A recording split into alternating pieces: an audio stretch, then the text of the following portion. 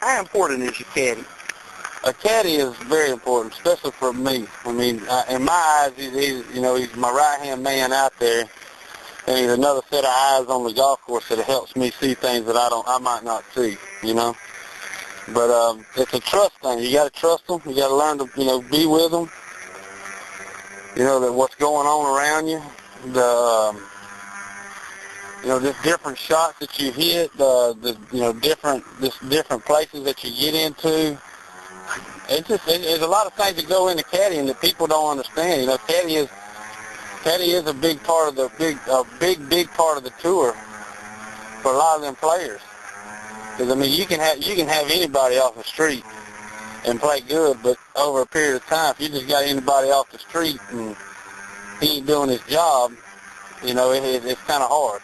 And your caddy's name is what? My caddy's name is Joe Pilen. P-I-L-E-N? P-I-L-E-N, yes, sir. Pilen. And where's he from?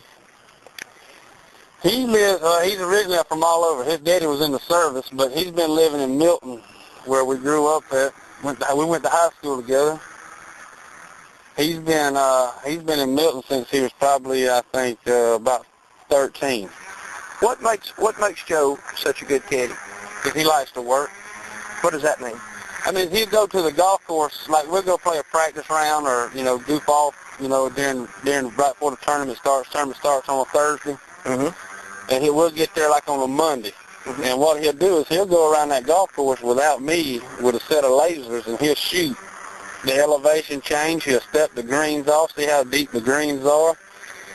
He'll roll some balls on the green to kind of figure out which way the grain's going or which way's faster, which way's slower, He does a lot of work. I mean, he does a lot of walking. I mean, it's something that you better get ready to do if you're going to try to caddy for somebody. You might as well get ready to, you're going to walk anywhere between 5 to 12 miles a day. Mm-hmm.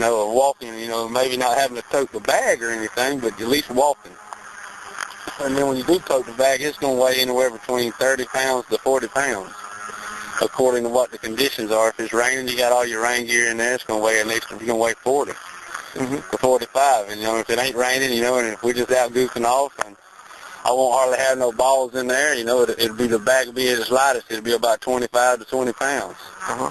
So he's got to be a mule. He's a working mule. That's a good way of putting it. And he works hard. I mean, he believes, that when we go out there that we're going to win every time we tee it up. And that to me, that's what you want. You want somebody that's confident, that believes in what you're doing and what he's doing. And if you have that, you got two of the best elements going on for you right then.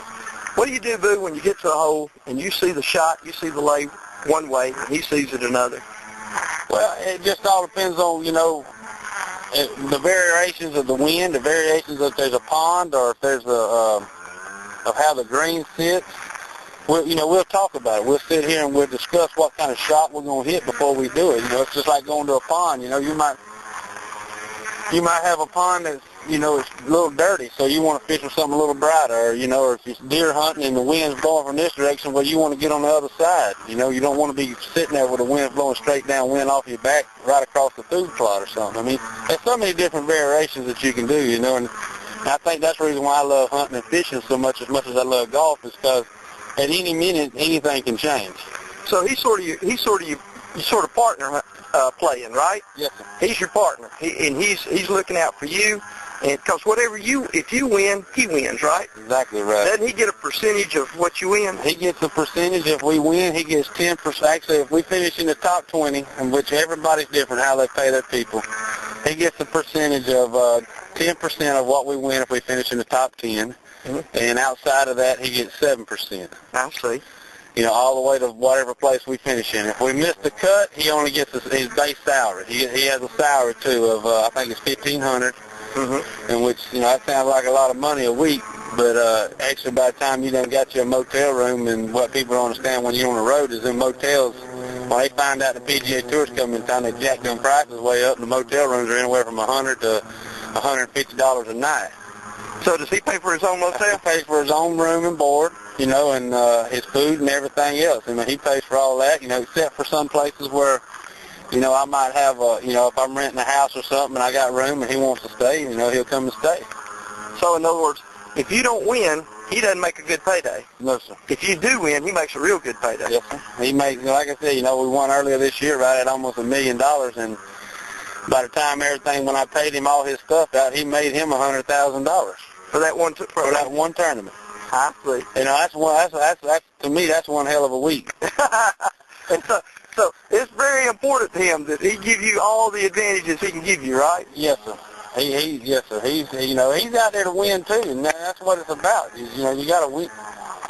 You got to be able to, work together. I mean, and I've had a bunch of caddies that I've done good with, played good with, but just it's kind of like a karma thing. It's kind of like, you got your favorite rifle that you want to shoot, and you got your favorite shotgun when you shoot, and you got your favorite fishing pole. It's kind of the same thing. You got your favorite person you want out there with you because he keeps me relaxed. He jokes around. We tell jokes, and there's different things going on. Makes you comfortable. Yeah, he keeps me at a level kill instead of me having to run around, with my head cut off, feel like I'm going crazy out there. I got you.